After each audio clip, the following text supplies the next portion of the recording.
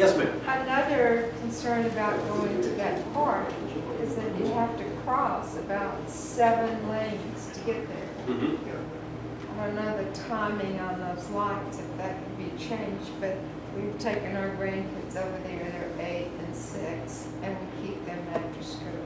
But I feel at risk every time I do that.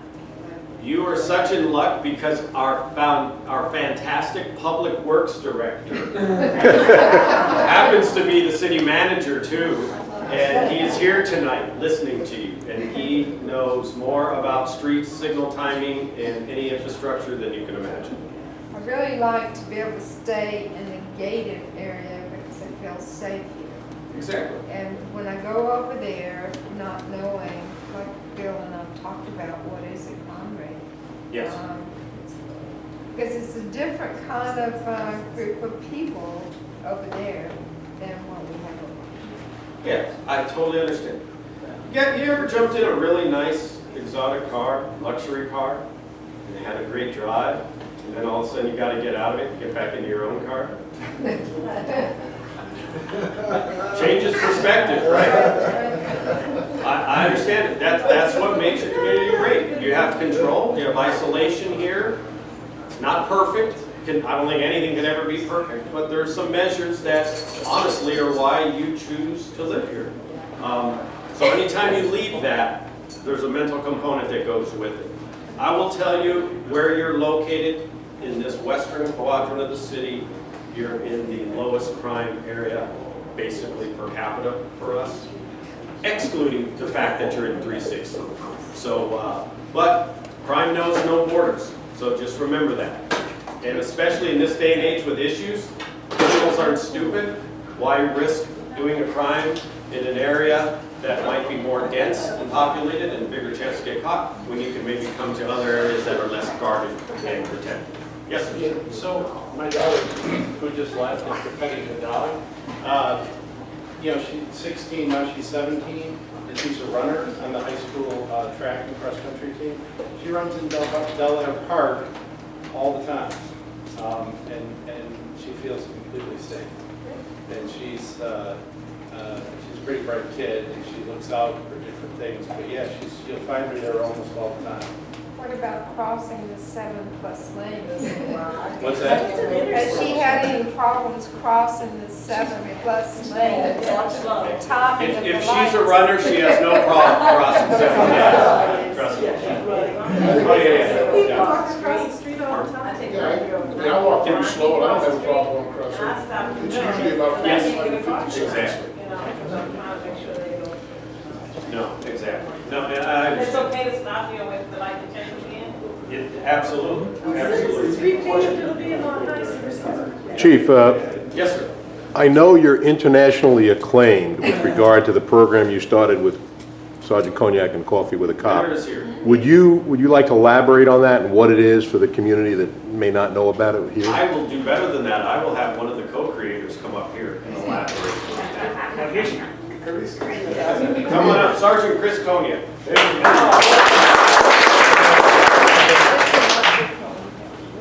Unexpected. Hi. Chris Cognac. I've been here 26 years. Wow. We're all pretty much the same generation. Neil, I guess we'll talk about Coffee with the Cop first. Coffee with the Cop Day. Our second annual Coffee with the Cop Day will be October 4th at the Starbucks, ISIS, and Rosecrans. Basically what Coffee with the Cop is in a nutshell, for those of you who don't know, when Chief Hager became chief, we decided to do things a little differently. And we looked at how police engage people, how we communicate. There's always these forums, where you're sitting there as an audience and we're talking at you. We wanted to create something where you can talk with people intimately and get to know us as police officers and humans, and vice versa, us get to know you. So we went down to McDonald's with some coffee and sat at a table and nobody came and talked to us. So we said, wow, it didn't really work well, so we grabbed some coffee and walked around and just kind of started pouring coffee and said, hey, my name's Chris, and you get to know people more. I said, wow, that's a great idea. So, long story short, and we'll fast forward a lot of years, six years? Let me just take a picture. We created Coffee with the Cop and worked with the Department of Justice. I do a lot of writing. So I wrote an article, and then some people tried it, and then I worked with other cops around the country, and it was really great. And so then we started teaching this really cool class. So we traveled across the country, and we would teach about community policing, about understanding, and branding, and all this great stuff. And so we would host these events, and it grew. It was really grassroots. Now we're in 15. Well, as of today, Scotland is in the two, so we'll be 16 countries in Scotland does it, and 4 languages. We're in Dutch, Spanish, French, and English. They just had it in a place that we need to go. I didn't know existed, called Crans, Montana, Switzerland, which is in the Swiss Alps. And it's really cool to see. Like myself and Captain Ishi, we manage the brand. It's a huge global brand now. We manage it from Hawthorne, and it's really neat because even if it's in Dutch, I'll see a Dutch news article and they'll talk about Hawthorne. I don't understand anything they're saying except for Hawthorne. And so it's really neat because we've been able to create, like in Australia, they're really bonding with the Syrian refugees there because they have a preconception of what the police are from their country. So they had 87 in one day in Australia. So it's just a great program, and it's really neat for Hawthorne, and it's because it puts us on the map. I mean, yeah, we have rockets and stuff, but I mean, this is kind of a neat human thing that just continues to grow. And so October 4th, 8:30 a.m. to 10:30 p.m. At Starbucks. It's just great, and it's a nice thing that our department is, we think different, and it's been pretty special, and we're really proud of it. So if you ever go anywhere and you see Coffee with Cop, you're like, hey, I started in Hawthorne. It's great because I get tagged on Facebook all the time from my friends in different communities. They're like, hey, so it's great. So we do that and a bunch of other things. Yes, ma'am. And I have to tell you, I went last year, and I love the little cop pen. Oh, I we go out and know. show it to people all The the little time. hat on? The little hat, We're yes. gonna have more of those. We just ordered stuff for the new day. It's a lot of fun. Most of the times, you don't really see a police officer unless it's like maybe an adversarial situation or a 911 call, and really I can't say, hey, how you doing? Right? Hey, do you like the Dodgers? You see, so that gives you a chance to do that, or to talk, more intimately about any issues that you have. So please come see us. I mean, we're just, as you see, we're like regular people, and it's really nice. Come have a cup of coffee. It's free, and tell your friends all over the world. It's Café con Policía. It's Coffee Meet Eating Cop, and Cafecito con Policía. So we have all the cool websites. So go to coffeewithcop.com. It's all from us, and you'll see it. So that, in a nutshell, thanks, Chief. That's Coffee with Cop. Take it easy. I'm kind of good in Switzerland, and I want to go to Australia, but Implemented somehow. I got to go to Nebraska. Yeah, I've got a question that affects a few of us here that live in high rises. Yes. Which is you pick a long story longer. I came back from the gym about 11 o'clock at night, and there was a drone going back and forth, looking around the windows. Really? And drone. Yeah, I guess they've got cameras on it, they're looking at person's window.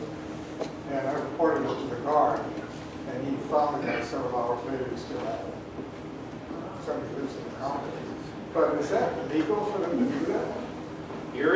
Now you're speaking to a very gray area of society. They're still trying to actually develop laws, other than flying them around government installations or airports. Everything else is kind of wide open, and that's the problem.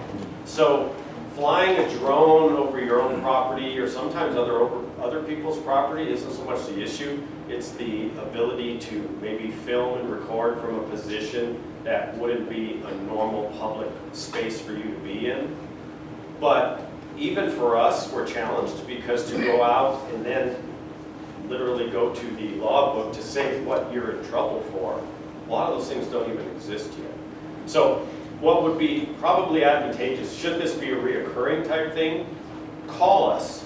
If anything else, we can go out and assess, if we can hopefully figure out who it is and who they are. We can assess at least that baseline. If there's something in violation that we can address, we'll address it.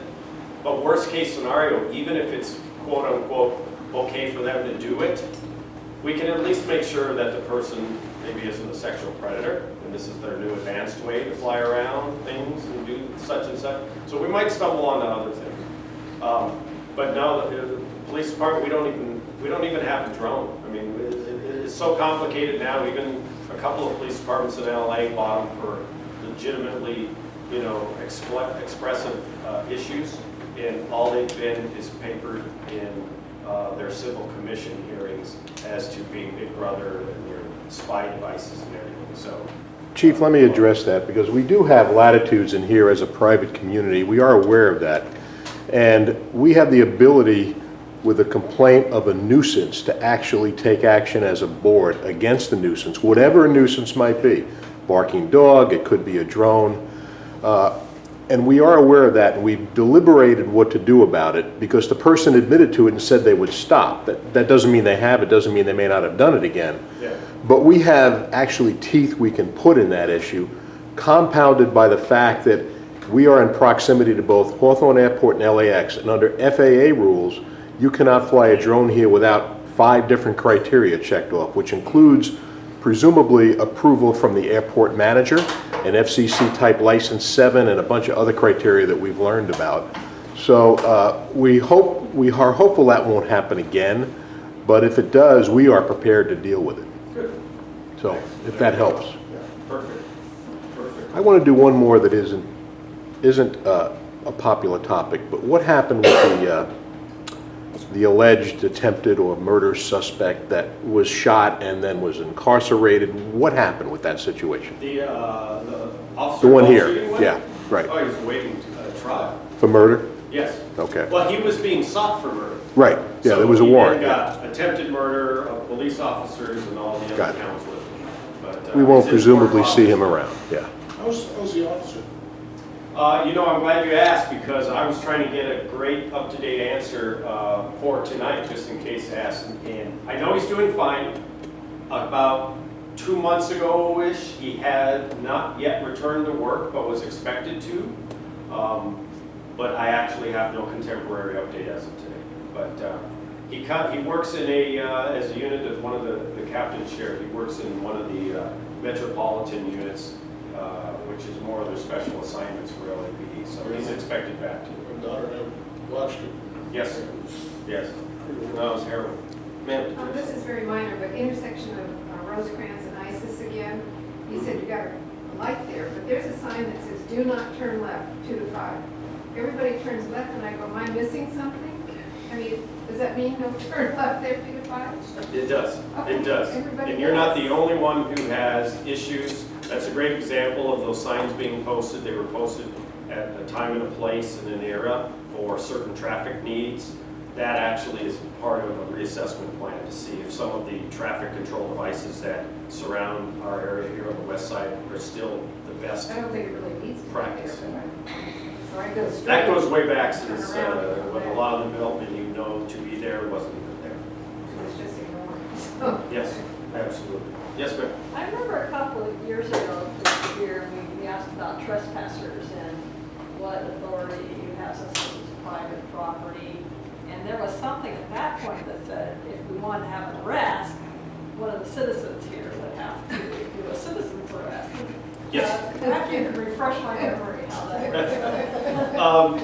Yes, generally and largely, yes. You're trespassing on your property, so what we would want is somebody who's got some authorized control of this property to authenticate that this person's been asked to leave, he's not leaving, he's trespassing, and we'd like the next enforcement step taken. We, as officers responding, can't determine that by ourselves in the criteria. So it doesn't mean maybe what your first reaction is, you're supposed to grab them up and tie them up and everything. It's not that part. It's literally more of the theoretical, who's going to sign on the dotted line that if we write a ticket to this person or do something to send them to court, you will be the witness to say he shouldn't have been here. I have a follow-up on that. And so if you tell a person to leave and they leave, he's still trespassing, right? He was. Okay, because our guards, they will approach and they will ask the person if they live here, and they generally say no, and they leave with no Right. problem. Right. Then a week later, they're back. Then you go up and you tell them to leave, they do, and then a week later, they're back. At what point can we have Well, them, Yeah, so that's now the addendums to the original example. If you have a habitual problem, a habitual person, something where we can articulate multiple occasions, and he's on premise, and you want charges pressed, then to your point, yes, then we can take an engagement in that. Most of the time, trespassing is you want the remedy of the person removed. So the guard's protocol probably is to go for the path of least resistance. If he's going to leave, get him out of here. But there's also times where, you know, the guard will go out and this person has either scaled the wall of the community, they've scaled the wall to the pool, and they're sitting in the jacuzzi, drinking beer at 2 in the morning.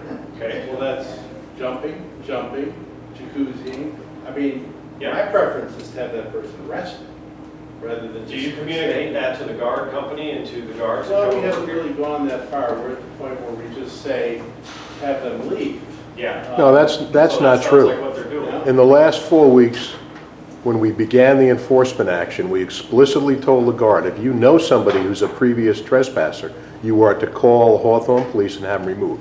If you approach the person and you have determined they're a trespasser, we have asked them to suggest they don't do again, leave the situation, go to a remote area and call the police, even if it's the first time. So that's what they've been instructed. I don't think we've had a lot of trespassing in the last 4 or 5 weeks. We actually have. So whether that situation works going forward, we'll have to see. But what I heard you say is you would have the police come to help remove the person from the property. Correct. And I think what I heard you say, you want them arrested. Yeah. I mean, you know, when you see somebody that's really trying to, you know, manipulate the system and so forth, there's, you know, hopping the fence, they could damage the walls out there. Hopping the fences here, they could damage that. You know, beer bottles in the jacuzzi sitting there or doing other unseemly things. You know, Yeah, but based on previous discussions, which go back 3 or 4 years, the city attorney will not prosecute those matters. So they'll remove him, as Mary said. They may even put handcuffs on him. And when they get him to wherever they go, whether it's a station or somewhere else, they're going to release him because there is very little else that we'll be able to do unless a more serious infraction occurred.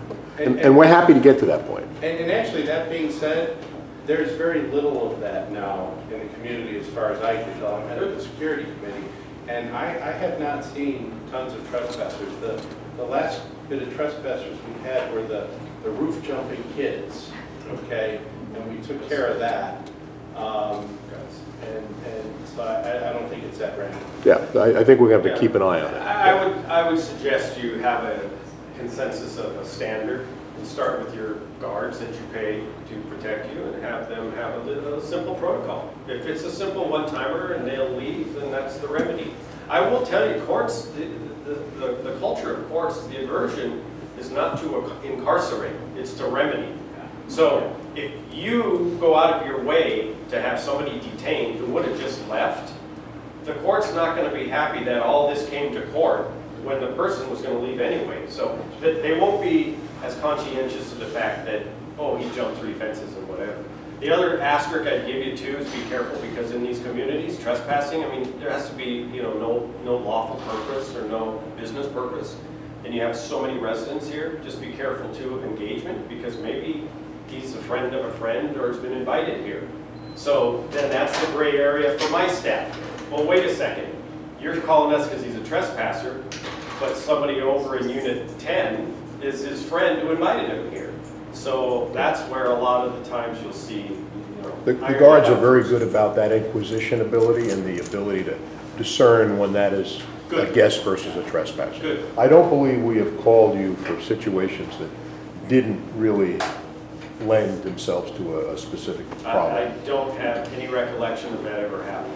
Our officers love this community. In fact, they like to go out of their way to come and pass through here and spend a few minutes being able to see all of your residents.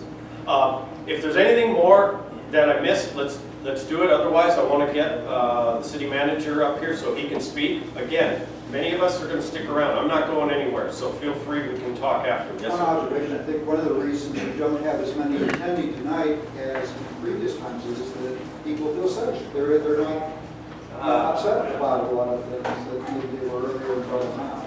And secondly, we haven't said, how can we help you? Well, thank you. Thank you for asking that. Actually, just asking that is the sensitivity that cares about a relationship, and believe it or not, it is a relationship between public safety and the community. Because eventually, at the end of the day or shift, we all take these uniforms off and we're exactly the same. So thank you for asking. How you can do that, honestly, is taking maybe a listen to some of the measures that are coming up that the city manager will speak of, because they're very important to us as city service. They're the lifeblood of what keeps us in business to promote some of the opportunities and the offerings we give you. And looking around the room, I can probably end it and dial it down to something like this. You get what you pay for. You're living here, got what you pay for, right? So we want to work to make this community stay where it's at. We want to work to make the city of Hawthorne bolster. I'll share more maybe in the second half, but the easiest part, I thank you for that, and maybe just a kind word or gesture to officers, because believe it or not, that's few and far between nowadays, and it'll go a long way. So thank you. Now, So I'm not the leaving. vehicle will be staying out there till afterward. The Great. community trailer will be Great. back on the backside, and we'll be here for you. So let me step aside. Let me just thank the chief first of all, and in the time to come, but the two people I'm probably closest with within the city, and I know many of the city political leaders, are Arnie Shabir, who is our city manager and public works director, and the chief, and they do an incredible job. I have an opportunity, I've gotten to know them quite well. Arnie and I saw each other last week at lunch, and he is speaking to a variety of communities about what we're going to speak of now, and he asked to join us. I wish I had more time to advertise this to the community. I don't know if it would have drawn more people, but this is, from a personal perspective, something very important, and you'll hear more about this as the next 8 weeks go on. Thank you so much. Thank you very much for inviting us, and I thank also the board. You don't believe how impressed I was when first time I met your board, especially Colonel Gaffney in 2012, that the most active board among all different communities among Hawthorne, and tenacious and effective in following up with the community requests. So I congratulate you for having such an effective and active board in your community. We are proud of our police department. You don't believe the quality of our professional people in police department. One thing I can tell you, they are the most educated police department, if not in any county in our region. I would say broader region. We are proud of them, of the quality of their community policing. And you heard just all the fun stuff a little bit. Unfortunately, I have to share some boring stuff with them. So I wish I had my public works department hat and talk about Hexagonal Boulevard and other improvement projects we are bringing to the city. By the way, Hexagonal Boulevard is going to be paved tomorrow, so don't worry about the quality, the bad quality of it.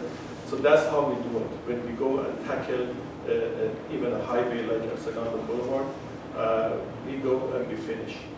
So it's not going to be like some projects that, okay, excavation is done now, maybe a few weeks later, different aspects of the work. Today, not only we did cold planning, we completed localized repair. Tomorrow it's going to be paved, and the day after it's going to be striped. So will be done, work will be done. So having said that, I could talk about a little bit of the traffic aspects that you brought up here also, but I don't want to do that because I'm here for another reason. So I put my, unfortunately, the other hat, which has to do with the budget and city management.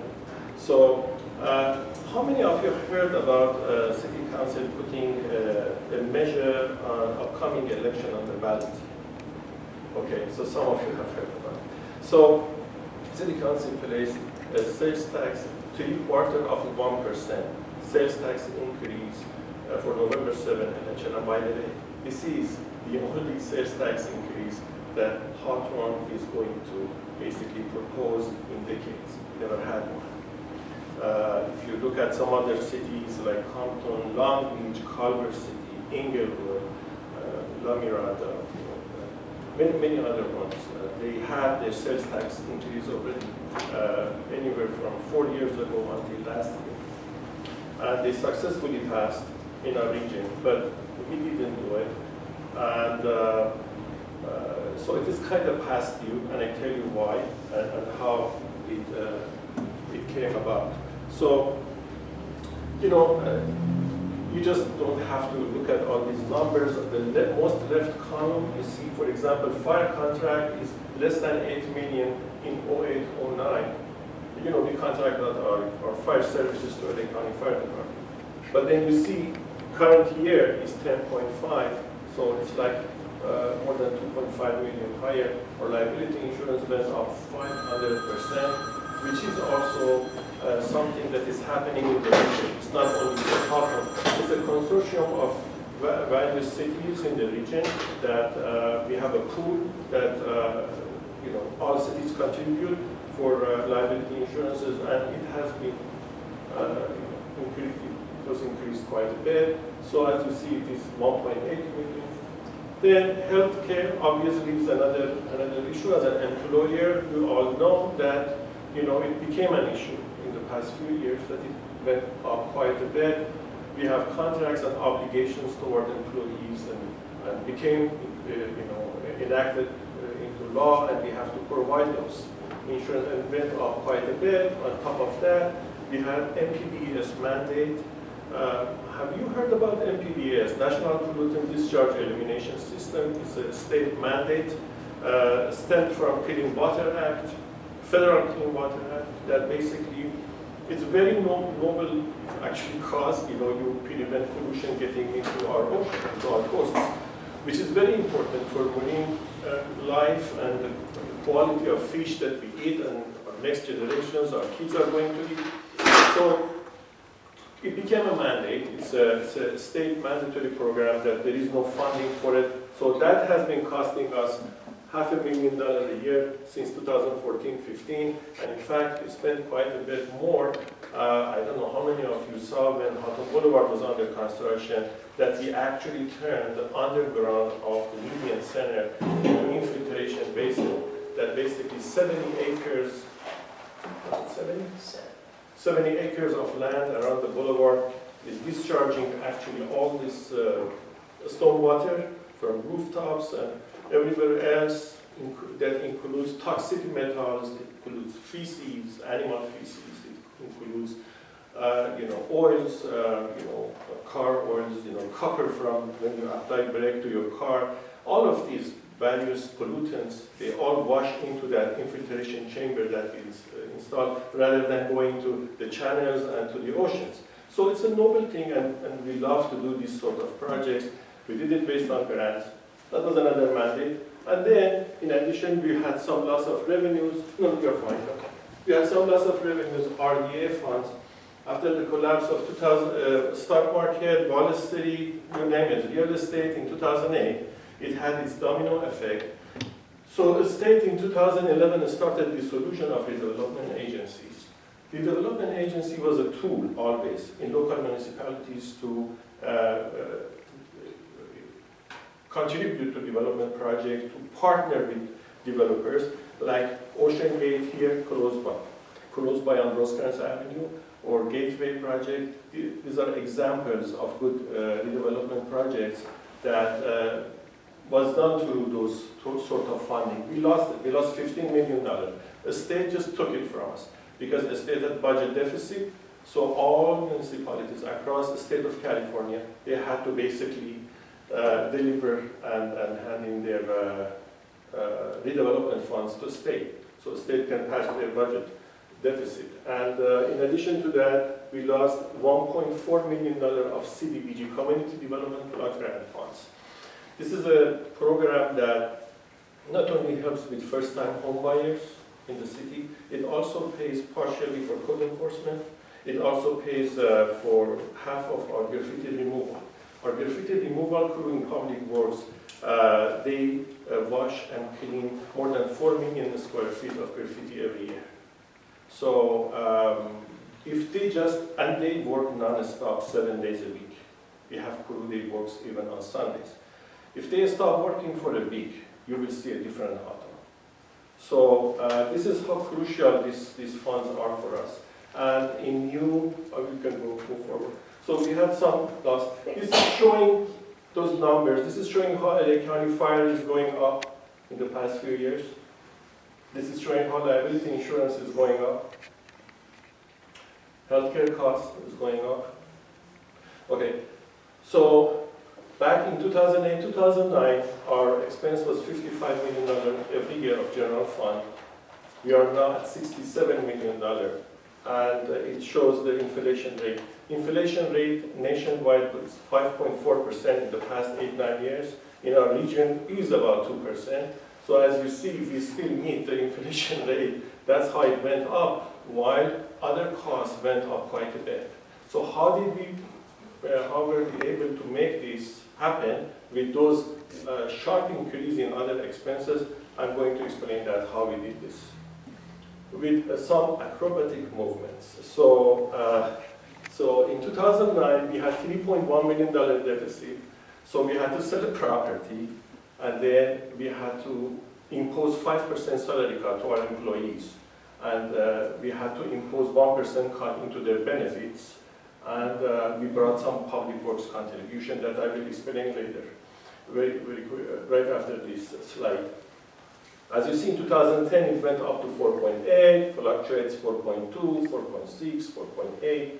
Then all of a sudden jumped to 7.5 in 2014. And it continues. And unfortunately for next year, next fiscal year, again, we are facing $7.5 million. In all those previous years, we were tackling this structural deficit by continuing to imposing more cuts, imposing salary cuts to our employees.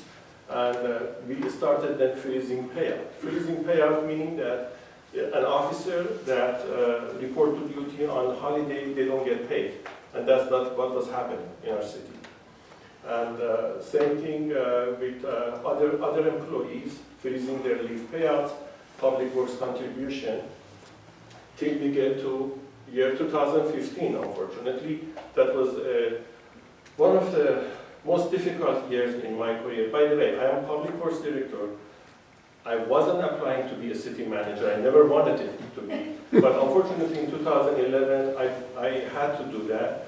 And I had to go and start negotiating with unions. It's not easy to impose cuts. You all know that. Unions, associations, employees, they don't like that. And it's not going to be easy to do this. We could be in impasse, and it was very difficult. So, so I did this in 11, 12. Then we had a new city manager coming. I happily went back to my public works job. Unfortunately, again, in 2015, they did this again. I had to deal with the situation. This time it was the